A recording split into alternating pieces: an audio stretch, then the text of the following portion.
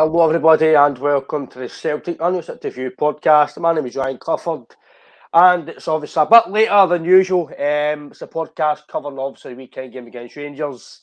Joining me this episode is Declan. Declan, there's a lot obviously been happened the last few days. Obviously Jota, there's rumours about him circulating again. The game against Rangers, obviously, and obviously the sad news for Rangers as well with Jimmy Bell. So there's been a lot happening in the week. It's just been there, mate. Obviously, Hearts as well came up on Saturday, which you're hoping could be a title, basically party just about. But how's things, mate? And how be you after the weekend's result? I'm good, mate. Thanks. There's been a lot to kind of go over since Sunday. Obviously, the result wasn't really what we were all hoping for. As we know, it wasn't a disaster, but still, I think everybody was a bit disappointed because, for me anyway, the first half of that game you should have been out of sight. You should have put that game to bed, and you could be sitting. You could have been going into Saturday against Hearts knowing that would have been a point would have been enough against them. But still a positive outlook. I know people are coming away for the game disappointed that we didn't get the victory, but it doesn't derail you getting into the last few games of the season. Aye, mate, I think that's a positive thing you're saying there. It's not going to derail anything. You're still as you are, basically. For me personally, I know I spoke before we came on that I was quite deflated after the match. I thought, especially the first half, we were pretty decent. And even the guy next to me, I was saying this is going to haunt us the second half. We need to finish these chances off. And obviously, we'll get into detail of the game. But obviously, I thought their goal came out the blue, kind of. I didn't think they were troubling us until they got the goal. And in the last 10 minutes, I thought we were no hanging on, but you were kind of thinking that we just need to get this out of the line now, because it was the last 10 minutes for me was a bit of a struggle. But like you say, the first half, obviously, there I thought we got the goal, and you're thinking, right, that's us, just power on. And we did power on, but I don't think we took the game the stuff of neck. And I just thought we kind of settled for the 1-0 as it stood. I might be wrong, but I just thought, from my perception, mate, I thought we got the goal and we were kind of happy to just obviously miss a few chances, but we weren't penetrating as we can. And I thought Rangers were happy just to sit and take for me, the first 15 minutes, Sam McGregor's wasting time with the ball at his feet. They were happy there to just take a draw, and they kind of gave up the ghost for me until they got their goal, and it gave me a wee bit. I'll just say, and that's why I seen the game, mate. I was a bit deflated after the match, personally. I know it doesn't derail you as such, but considering, for me, I still think we had enough in the game. I know their fans are saying they would probably had enough to win the game, but I thought for the first half missed chances, I thought the game should have been dead and buried. Aye, I totally agree with what you've said there. One of the biggest things for me was I thought after we scored the first goal, the crowd get louder and we did start to go forward a bit more freely. But I thought we needed to keep that up. We need to keep applying the pressure, keep it on, because and that mob can tell lies all they like. That was a must-win game for them, and that was massive for them. You're not going to tell me, although they've got a big game tomorrow night in the Europa League, but you try to tell me that you're losing the league to your nearest and dearest rivals. The season where it was meant to be a free hit for them, we were meant to be in a rebuild phase. It was going to be so easy. If you're trying to tell me they weren't going to put everything into winning that game, that's a lot. For me, the stuff I've seen, that's a lot of nonsense. So I actually thought Rangers started the stronger of the two teams. The first 10-15 minutes. Because Ryan Kent, if you remember, had a chance very early on, and it was very similar to Jota's goal. Yeah. The ball flashed across the face, and he doesn't make the right contact on it. But I thought really after we scored, we should have pushed on and moved the ball, brought the tempo up, and really tried to kill them off. The biggest problems we've said there in the second half, I thought we would start the second half like that. obviously, they said one of the comments has been left there about being clinical. You had two, for me, two absolute golden chances to kill the game off. You had the ball across for Jota, who headers it, and he's nobody near him. I understand what he's trying to do, but take it. You can take a touch and rifle it into the net. And for me, Maeda's just got to be braver. Get in there with McGregor. You've got to be. That's a certain goal. The second half, long before they scored, Maeda as well. He doesn't even hit the target. And for me, we let them off the hook. And you're saying their goal did come for nothing really, but I felt as if a lot of individual errors and a bit of sloppy passing really cost us. Having watched extended highlights of the game against my better judgment, they had a period like that in the first half where they were trying to play the ball out. It was sloppy. We were picking them off, winning the ball maybe 20-25 yards for their goal, and they were getting a block in. They were making a last ditch tackle. That ended up being us for the last minutes of the second half. Because like you says about obviously the chance Kent had, that was at my end, and I was screaming at Ralston. Ralston was nowhere near him. And I don't want to criticise anybody, but I thought Ralston was poor, to be fair. I didn't think he had the best games in a Celtic jersey, especially the first half. I thought he was away for Kent a few times, and I did say in the previous pod before the game that for me their only outball is Ryan Kent. I don't really rate him, but he's quick, and any player with pace will cause you hassle. And I thought a few times Ralston was the right side of him. He was twisted, turning around. I just generally thought we were going to concede through that side. And it just shows you for me, Declan, that how good JJ is. Bogdanovic, it shows you how good he is. For me, he's the best right back in Scotland by a fucking country mile. He's Croatia's right back. He's for me, he's top draw. And like he says, it was. I don't really want to blame Joe Hart, but I thought he could have done better for the goal. It's only place the Carl's going to hit it. Again, Pibber, you can maybe say Pibber met him. Maybe I've been too critical, but I don't really want to criticise Joe Hart because he's been phenomenal this year for Celtic. Maybe that's just been me being critical because we didn't win the game. But I agree with you, mate. I think the last 15 to 20 minutes we were kind of just trying to get through the game. And that, like you said, the chances for me, Declan, I'm a big believer. I don't believe in shite bags. I can't stand shite bags at football. I can understand guys not performing, but when you don't want to put your head in front and you don't want to fucking go through it to try and get a goal, for me it's got to get looked at, because a game like that and you don't want to put your head through the ball, for me you've got to question that, because that's got to be a goal, especially my head. That's got to be a goal. Got to be.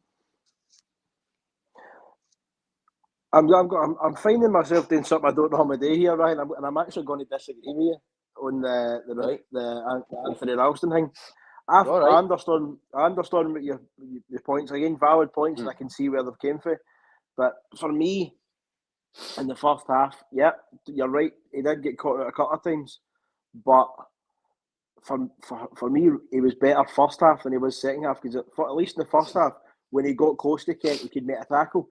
See, the minute he was booked in the second half, you seen it played right into Kent's horns, because again, as you said, if Juranovic is fit, Juranovic plays, and that is in no way any harm to Anthony Ralston.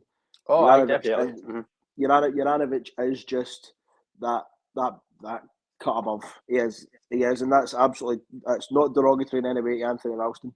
But I thought people were being a bit harsh with him in the first half. But as we say, it's a game of opinions, mate. I thought he played Kent not too bad. Yeah, you actually seen it. I don't know if where you'll see, as you can see it at half time. I say something, didn't he? Aye, Kent was talking to him. You know, he's in his head. That's come going. He's Kent's not having all his own way.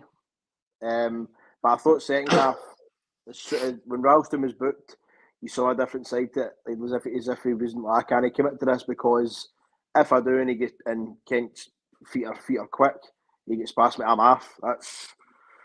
That's a big problem there. And as you say, the one with I've watched it again. The one with Maeda, you're like, come on, a half decent contact, and that's in. But you see him, you see the body language. He like pulls his arms in towards his body as if he's bracing for impact.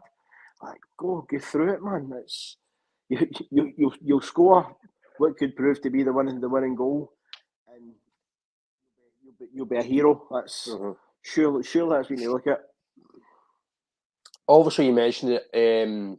Obviously, Ralston's bookings, but a lot of people, obviously, the referee's always a talking point. People are saying to me the referee was no bad. I don't know if I'm just a bit biased or I thought beating was very poor. People are saying he was all right.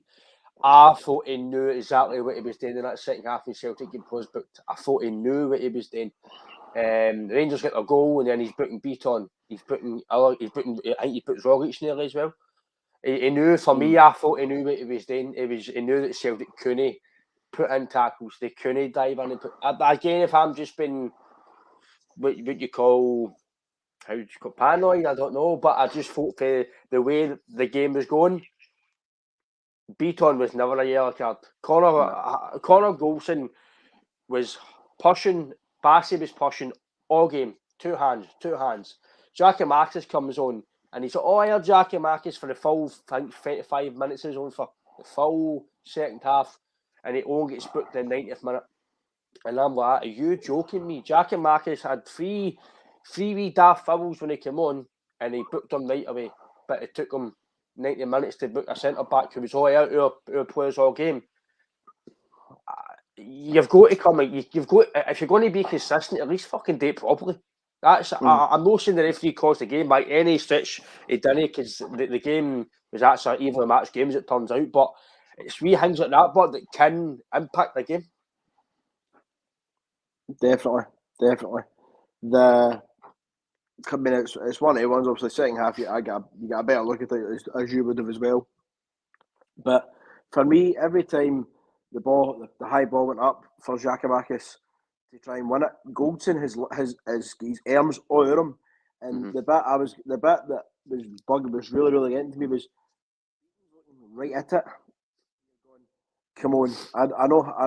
There's going to be a tussle. There's going to be a physical challenge here. But at one point, Goldson has got his arms around Giakoumakis' shoulders, like keeping them in place. Like, come on! And as you're saying there, like the referee wasn't the reason Celtic didn't win that game. That was us doing it, not being clinical. But you're absolutely right. I felt in the second half, especially after they scored, I felt a lot of the 50-50 decisions were going one way. And the word paranoid there was a Hugh Keevins buzzword for a long time. Yep. And just because you're paranoid doesn't mean they'll know how to get you. Know what I mean? So just as well, mate, I thought as well that how again, I'm sure it didn't. I've not actually looked back, but for what I can remember, I'm sure John Lundstrom didn't get booked either, and he was at it all game as well. It was at all game the semi-final. Didn't get booked again. It's just like, but see, the only thing I want to maybe call it a criticism for us, right? I think we are too nice. I think we're all technically good players. We're all nicey on the park, but I think sometimes when we need to put a tackle in, the only guy who I seen doing it was actually Rogic. It was the last 10 minutes, and he took out. I can't remember who it was. He took out because they were actually on the attack. I can't remember who he took out. But it's the only thing I really see is a tactical foul. We don't do what I would call the dark arts very well. I think we're too nice, and we just want to play football the nice way and play it the way the Celtic way. But sometimes I believe that we're missing a big bruiser in the middle of the park. Like I'm not saying Wanyama, but like a Wanyama, like a guy who's going to take the game. And I don't want to say do somebody, but just let a guy know you're there. And I think we're missing that because I think McGregor doesn't really give you. He's technically nice. Hatate, O'Reilly. I just can't see. The only guy you can maybe say is Beaton, but Beaton doesn't play as much these days. And McCarthy, I think McCarthy's maybe the one you can say would do that, but McCarthy doesn't get a chance. No, I totally agree with that as well, mate. I don't want to say we're missing a bit of steel in the middle of the park, because you've seen, especially like Hatate, right? I mean, I know everybody's feelings about Hatate on Sunday there, where he was blown at his arse after half an hour, and you seen it even when we had the ball. His first touch wasn't there. He wasn't on his toes. It was as if he wasn't ready to receive the ball. The ball was hitting off him. He was miscontrolling it. But when he first came in, he was chasing players, hounding them, winning tackles. Mm-hmm. But it's all in the spirit of the game. It's all above board and off air. I think you're right. I think you do need somebody that, for want of a better phrase, is going to put the boot in at times. It's just going to go. If it's a physical battle, and you're going to come up against teams that will put the boot in. You mean that big dafty Lundstrom does do that, but he's no the greatest football player I've ever seen. But he does that part of the game well. He breaks up play. He breaks up play well. He's just a spoiler. But it's just that I think I thought Beaton would have been our answer for that. But he's in the team. He's out the team. I thought McCarthy as well. I thought McCarthy would be good for that role. But it's when he plays, if he plays, and how fit he is. Like that's the worrying bit for me, right? Is when he's played. And again, I know that you only get match sharp with playing games. You can train as much as you like, but if you're not playing games, you don't have that extra yard. It's when does he get it? Where does he get it? Because also the style that we play, it's all the energy. It's moving the ball, and then off the ball, you want to be hunting packs. But I don't think McCarthy's got the legs for that. But again, games at the weekend, if you'd have been 2-0 up, and then just looking to kill the game, if a fit McCarthy would probably be good for that, because you could then push McGregor up, as we said there. McGregor, technically gifted player, have McCarthy sitting just as your spoiler. But we are as a team, we are generally too nice. Like, I found myself balling at Kyogo at one point on Sunday when Lundstrom kicks himself. And Kyogo goes and apologises. And I'm sorry, right? And again, I know there'll be a lot of people that probably don't agree with us, but like, no, like you seen it at Hampden when Bassey goes to help was it Rogic up, and shouting to him to get back and get away from him. That is the level of contempt that you need to show them, because for me at Hampden we were bullied. Maybe to a lesser extent in Sunday there, but that is where we're struggling, is the physicality in the middle of the park, because the Rangers team are all big boys. The size of Bassey, Lundstrom's a big boy and all, but you need players that can stand up to that, and I think a Wanyama type player would probably be really good for that role. Just a bit of an anchor in the middle of the park. No, I agree, mate. I think that infuriates me as well with Kyogo. He's a fantastic player, and I know that's a culture and that's who he is, but you're in the East End of Glasgow, pal. You can't go, all right, pal, you're right. I know I'm like you, mate. It infuriates me. Get up and seeing guys that you're right. I never done a football park. Do you know what I mean? I never done it. You're right to win football games, you're not right to make pals. Do you know what I mean? But again, that's the guy's culture, and I don't think it'll ever leave him, no matter what we think or anybody tells him. But I agree, mate. I think technically we're all very good, nice football players, like to play football, but we're missing a nasty bastard. Just somebody that's going to, might not be the best football player, but somebody that will do something to get the fans up there, get the place going. I think that's what you need. Somebody to do that on the football park, because I think we've not really got it as it stands. And especially by the looks of it, we're going to win the league. If you're going to get Europe next year, you need a bit of steel in your midfield if you're going to go to and definitely, you know for a fact that we're going to get a fucking group of death. It'll be fucking Barcelona, fucking Chelsea. Do you know what I mean? It's going to be a big fucking group. So you're going to need to improve on your team by getting one or two of these nasty guys to do the dark arts for you in Europe, because as it stands now, I still believe, people might say I'm talking out my arse, but I still believe we're still miles away from competing at the highest level. Yes, we're only in a rebuild, I understand that. But even even when we've had previous squads who have not been in rebuilds, we've been miles apart. So I think hopefully this year with the money we're under range and we actually use it properly.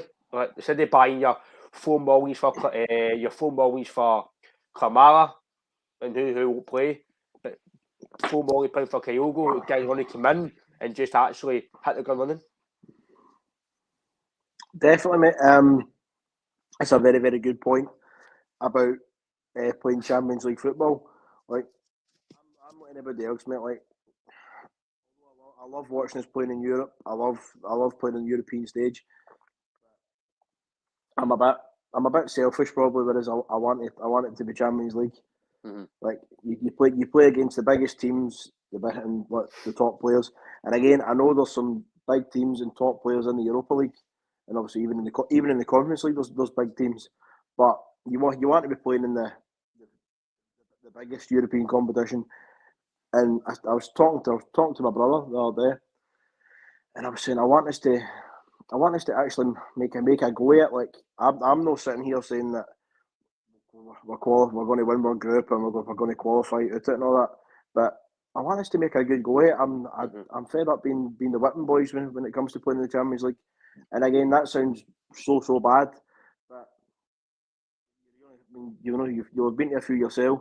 The famous European nights where again you've played against teams that you've no right in beating, but you have. I mean, so when some of the greatest ones in recent years, I say recent years, it's been a while now, but the night you beat Milan, the night you beat Man United, so the biggest one, the night we beat Barcelona, and that was down to not even amazing football. It was down to just how hard you worked and how organised you were as a team. Everyone knew their roles. They knew where to be. It's one of the ones. It sounds like a childish dream, but you want to see your team compete well against teams like that. Don't get us wrong, you've had some games at Celtic Park where you've went, they were there for the taking. Mm-hmm. The silly errors and inexperience has cost us. But I'm hoping that's different this time. I'm hoping we make a right go at it, but the recruitment again needs to be good in the summer. I'm no being any way derogatory to the recruitment that Big Andrew's done so far, because so far it's worked.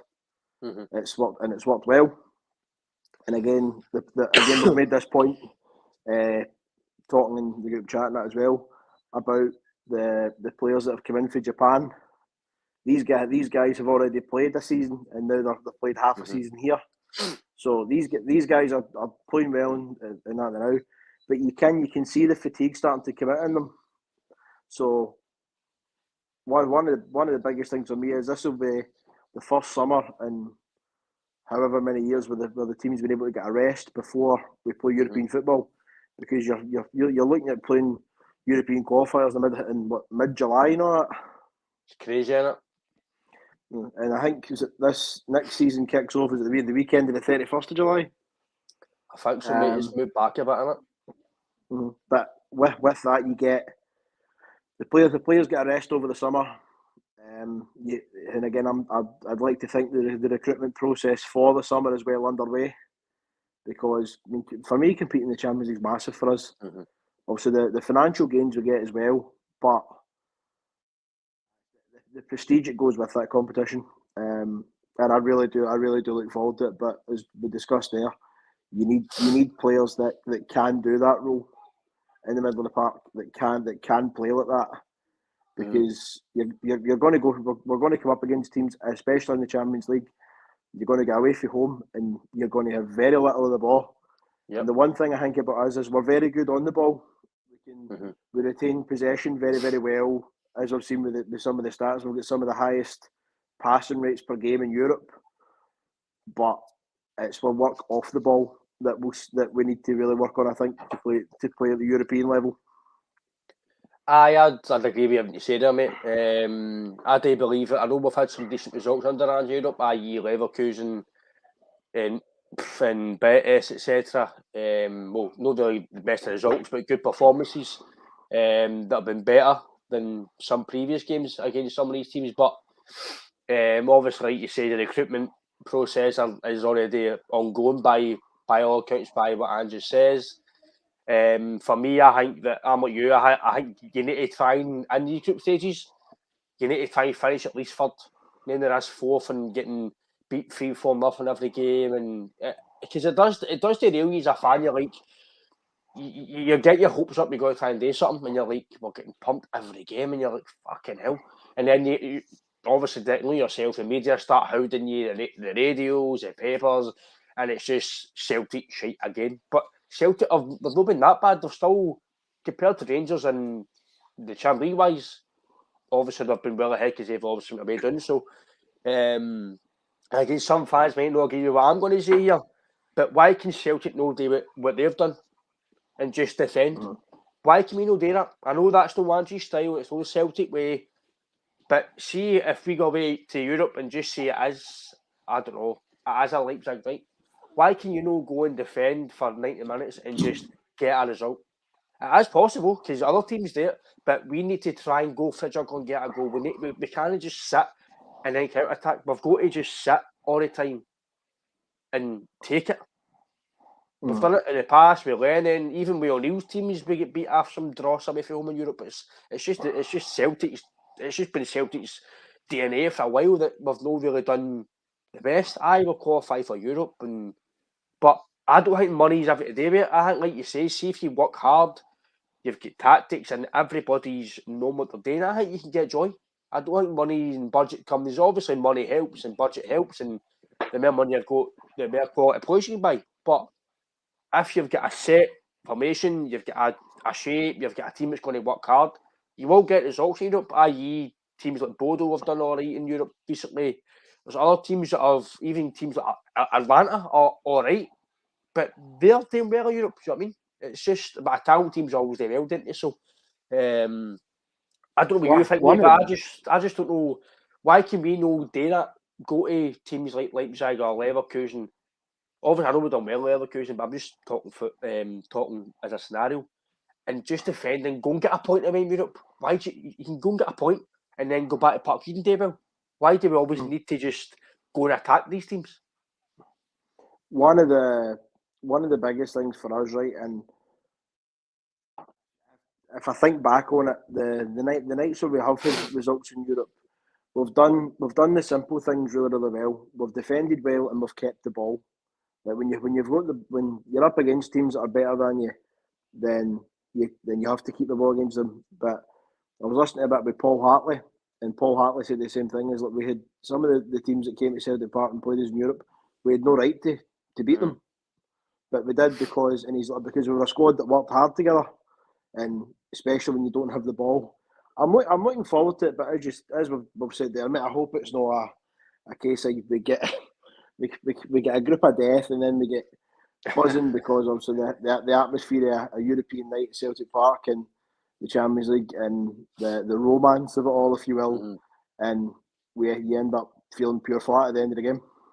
I've always said as well, obviously, I still keep saying if we win the league because I am a big believer you only celebrate when it's in your hands. If you did go obviously win the league and you obviously qualify for this, I'd like to get teams that I've not played before in a long time, like your Real Madrids or just somebody different instead of having the same Barcelona as Bayern Munich. I know that sounds selfish. I love seeing all these players come to Celtic Park, but you want to just see a bit of different players coming, do you know what I mean? And obviously on recruitment, there's a big rumours about Jota coming. We heard months ago that it's done, that it's not done, and people are telling you it's done, and it starts back off again. If it is rumoured to be 6.3, 6.5, I personally think that's an absolute bargain for me. I think the guy's got everything to be a top player. Again, I've said it in previous podcasts, I'm not saying anybody's bigger than Celtic, but I think Celtic is a stepping stone for him to go on bigger things. I think he's got everything's locker for me. to be a successful player at Celtic, and talking about the financial benefits to give us even more money in the future, because he seems a guy that will go for your 15, 20 million pound player signs. Definitely. As you say, it's been an ongoing saga with Jota. Jota probably more public than the Carter Vickers one. I think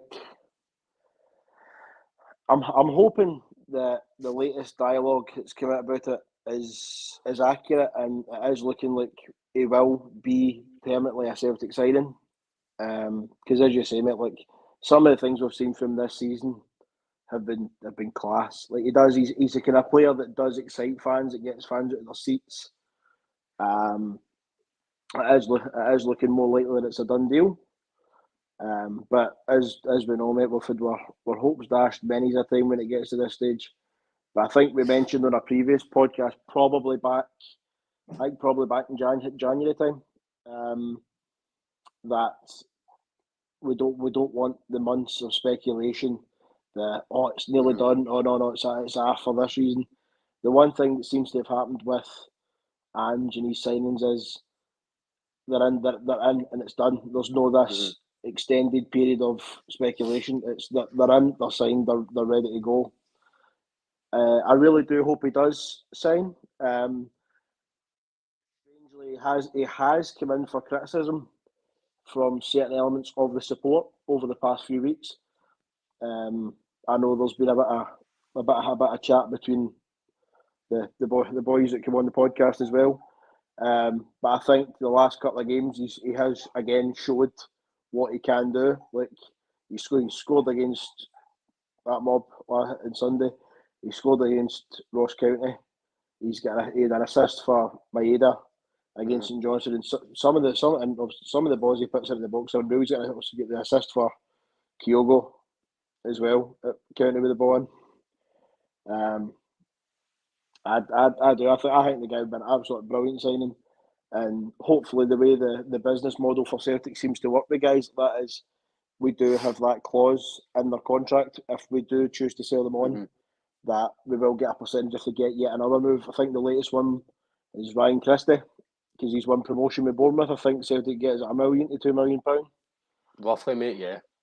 Roughly. But yeah, I do. I think, especially on the European stage, where if he does have a good campaign, it will alert other clubs to him. I'm not saying that I want him put in the shop window, but we all know the reality of that can happen. But it's happened so many times. But yeah, I'm hopeful that this is the last bit of speculation, and in the coming days, weeks, whatever, that he will put pen to paper, and he will be a fully fledged permanent signing. Yeah, mate, I do believe that.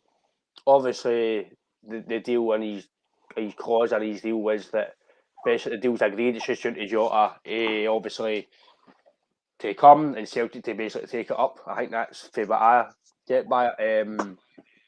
I know he's not going to come out and say right now, "Oh, I'm signing," because the season's obviously no finished yet, and players want to do the season finished, then they'll come out and say what they need to say. But I think he's class. I know I've maybe said the odd game he didn't play well, but I've always said that wingers are very inconsistent, and that happens with wingers. Especially with Abada as well. Abada can be very inconsistent. The last few games, I know I've heard as well that Abada's actually spot with his supposed girlfriend as well. So again, people don't understand that can affect your performance as well. If you're outside of life isn't very well, then that can obviously impact your performance on the park as well. So I think Abada's still a bit raw, but for being raw, he scored so many goals, assists. Him and Jota for me have been superb this season. Yes, they've been inconsistent, but like you say, if that's to go by with this year, and technically we've not actually spent money because it's money we've been brought in through players like Christie, Aya, Edward, and I think it will be the same. I think it will be the same with this year. Obviously, money we win the league and money for the Champions League. There's going to be players like maybe Ayete, Barca, Soro. They'll all go. So with more wages away, you're basically going to get Jota for fuck all because the money's coming in. You're not actually spending money out of your own bank. So again, you're going to be in profit, which I think is actually ideal.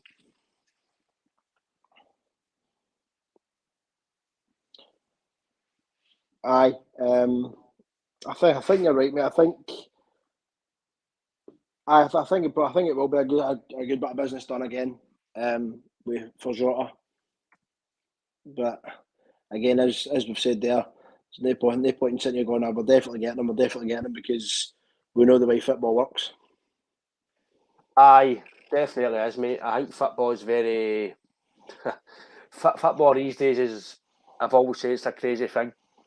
1 minute you could be doom and gloom, next minute you're back up again.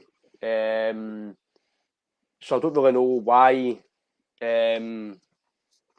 I don't know why it's maybe took so long. But I think that hopefully by the end of the season we can get it done, because if it doesn't get done as soon as maybe we want, I think it's going to get the fans talking again about it's no coming, he's no signing, and that's what we don't want. Definitely. But I think as well, I think going forward, the recruitment, I think especially Europe, has to be better. I think obviously in Europe, like you say, mate, we want to compete. So I think for us, especially getting guys like Jota and guys of that ilk, it's only going to benefit us going forward in Europe. And I think Ange is obviously going to mark out the recruitment for that, and I think it's going to be big. It's by the sounds of it, it's getting done. So maybe it's just one of the ones we just need to wait and watch and see what happens at the end of the season. Aye. What's the situation with Maeda's deal? Is that an option to buy, or is it an obligation to buy? I think it's one of the ones where I think he's on loan, but I think you've got. I don't know if you need to sign him or it's in place. That if it goes, you can take him.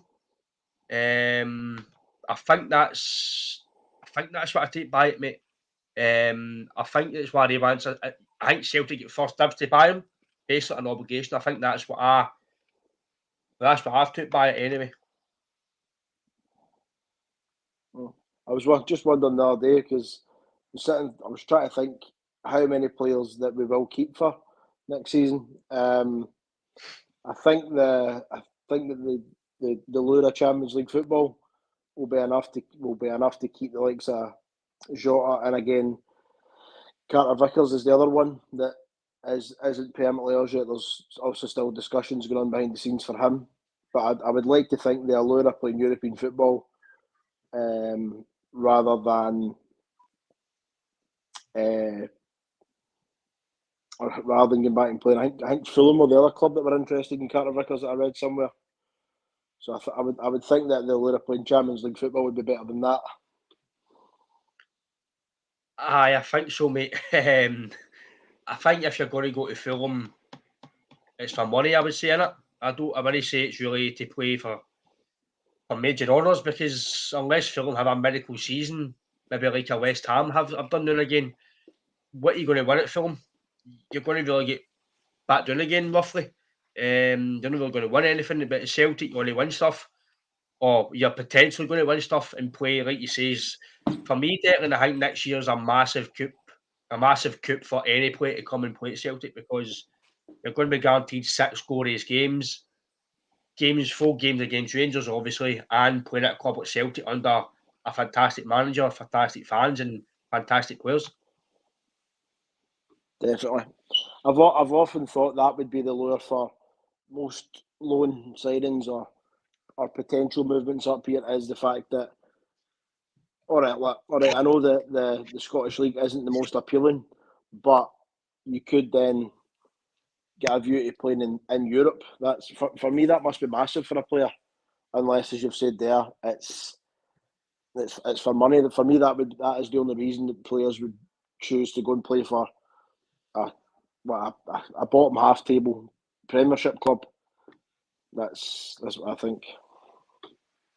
Aye, I would say so as well, mate.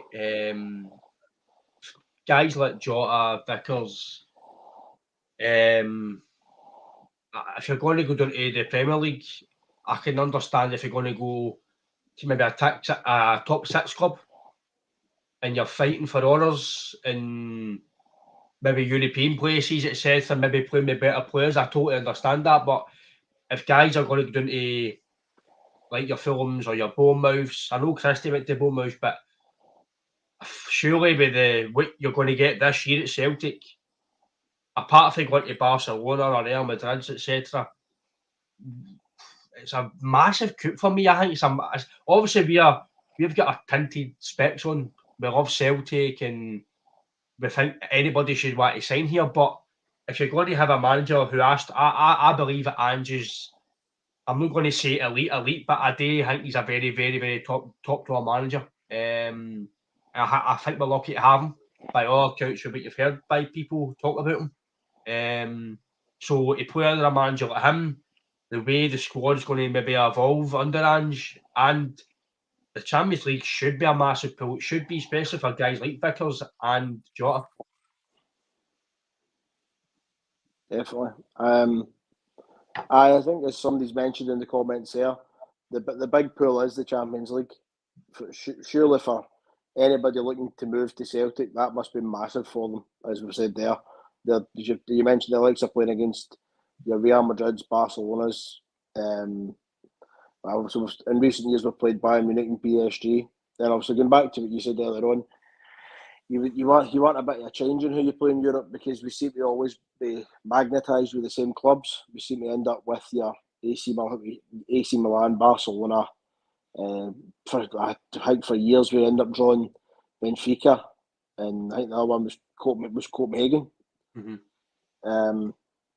But just a wee mention as well. Obviously, we talk about like competing in the Champions League and money and budgets. I mean, look at Villarreal. They've got a smaller budget than we'll talk about Burnley.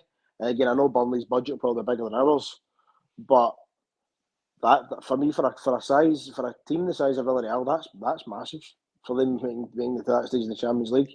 So, and again, as you said before, I'm not saying we've got the God-given right to go out and batter some of the bigger teams in Europe, but surely you can find a way to go on a decent run. I mean, the run that Villarreal on is superb, but surely to God, a European run's well overdue for us. I'd like to think so, mate. Even getting to even if you finish third in a group stage and then you went to like the last 16, the last 8, whatever, to Europa League, for me that's still a successful season. I think as long as you're not getting what I would call demoralised, then it's a plus. But you want to compete, like you say, Declan, you want to try and show teams at Celtic are not just a Scottish team that are going to come in and no basically do anything. Like Villarreal, that's a phenomenal run they've had. Obviously, Liverpool just picked them last night, but it just shows you that it can be done. Mm-hmm. And it's one of the ones as well. You would think teams like that are not impossible to do for teams the size of Villarreal not to do that, but it's highly unlikely. And again, I think it alludes back to why people love football. Somebody just mentioned the Champions League pots 1 to 3 look scary. You can look scary, or you can look forward to a challenge. That's the way I would see it. I mean, I know that this season we didn't really kick on the way we thought against Bodo Glimt. But the only thing I would say about that is they were a really very well organised side. They've had some good results even pre us and post us in Europe. But I mean, again, we'll talk about Villarreal. Even a team the size of Bodo Glimt, well organised, well drilled. You can go on European runs. Oh, definitely, mate. Definitely, and these teams have proved it. And Bodo Glimt have got nowhere near the budget that we have. Obviously, they're playing in the Arctic Circle, so it has a wee bit of advantage as well when it's freezing cold and you've got guys that are here wanting to wear gloves and all that. So, obviously, the Champions League is obviously going to be massive if we win the league, and obviously, on this the Hearts game at the weekend.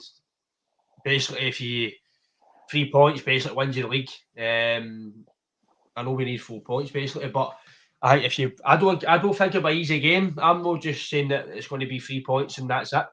I know Hearts are basically, I think their season's just about done. I think they've done enough to do, I think, for their goals this season. I think they're in Europe anyway, so I don't think there's obviously maybe just more cash for winning the games. I don't know, but I don't really think they've got anything to play for. Obviously, they want to still win against Celtic and put a damp on us, but I think it will be a hard game. I think they'll come and just try and sit again and counter attack, and it's up to us again to take the mantle and go and win the game.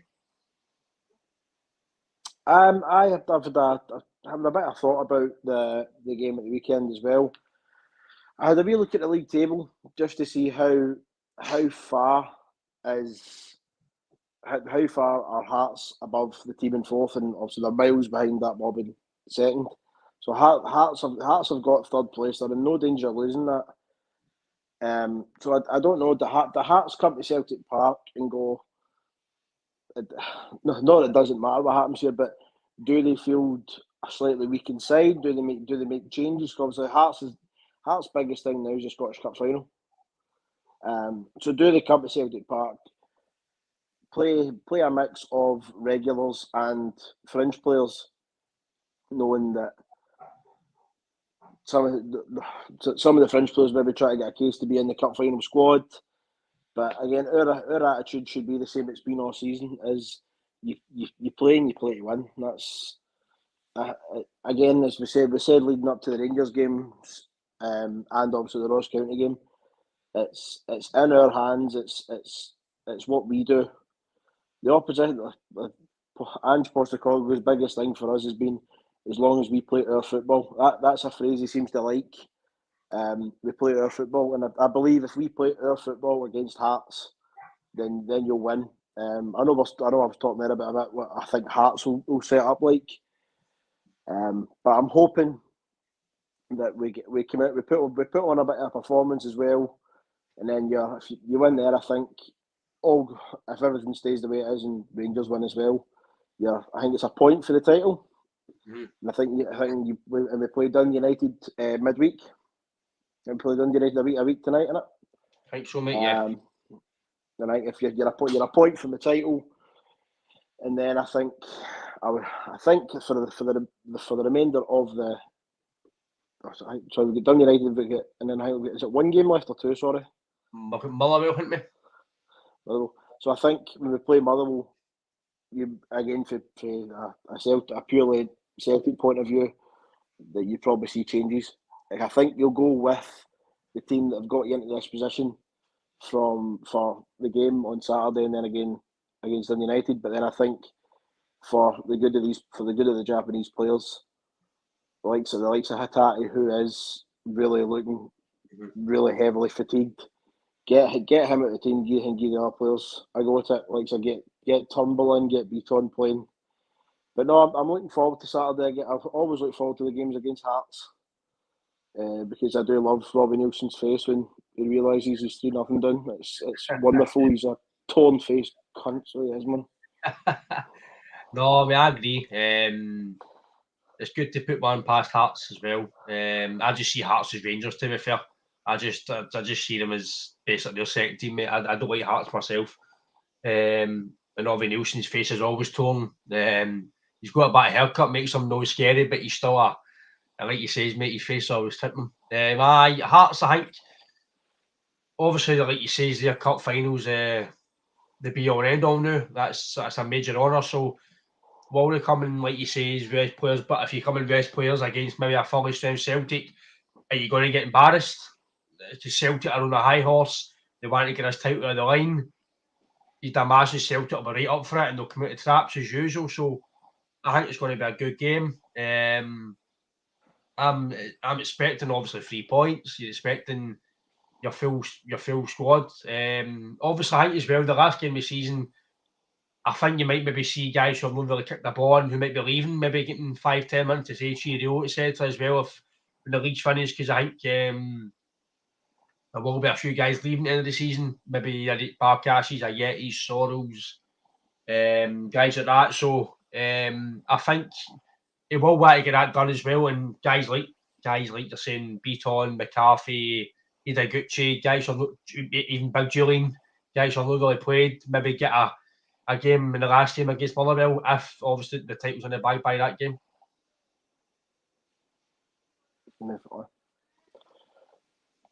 Because I do think that I don't say they're due a bye-bye, but I think it'd be good for the squad, like you say, guys like Hatate, etc., to get a rest and know having to play every single game. Aye, for me, the other mystery behind that is Iraguchi. I know he got injured in the Scottish Cup tie, but I'd have thought we'd have seen him again by now, even if it was just for a 10-15 minute cameo appearance at the end of a game. But I don't know again, is Ange going, well, I'll go with the team that's got me here and then I'll make changes, because it's one of the ones. I know the big guy looks calm, cool and collected, but you're on the verge of another major honour here. You're on the verge of becoming your domestic league champions, and I do think there possibly is. I'm not saying crippling nerves, but there will be something there. Like Callum McGregor as well. I know he's won titles before, but this would be his first league title as Celtic captain, and for me that's massive. That's huge. Aye, that's massive, mate. And I think you said it yourself that it might be his best ever thing he's ever done in football to lift it as the captain. So he'll be one over the line, and obviously us as fans, I know we're saying the league's won, but you've got to get your hands on the trophy. And I do believe that winning Saturday, it might settle if there's any nerves, no for me anyway, but for maybe some bit of the faithful that I'll hurry up, just get this done. I think I won on Saturday. I'll just kind of put that to bed, especially for the media, because the media, Declan, they're sitting and waiting for us to fucking fail. It's been like that for 2 or 3 weeks now. This is a game where they're going to fail. This is a game they're going to slip up. And yet, it's not happened. No. But the good thing is we're sitting here talking about players that could come in. I remember way back in September time, you're going, we're stretched dead thin. Even late December, you were going, we look threadbare now. We look really, really bad. But we've recruited well, we've pushed on, and we're sitting here talking about changes we could make, players coming back in, players that could come out for a rest, whereas before you're going, no, you really want them fit and playing every game. But no, as I say, mate, look forward to Saturday, and the way we've been playing is it's one game at a time. That's it, mate. It's, as you say, it's Andrew's like as well.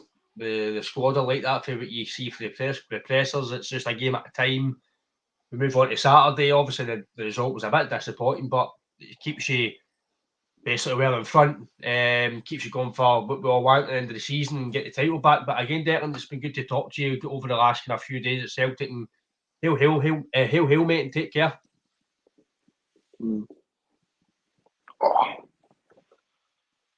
Sorry, mate.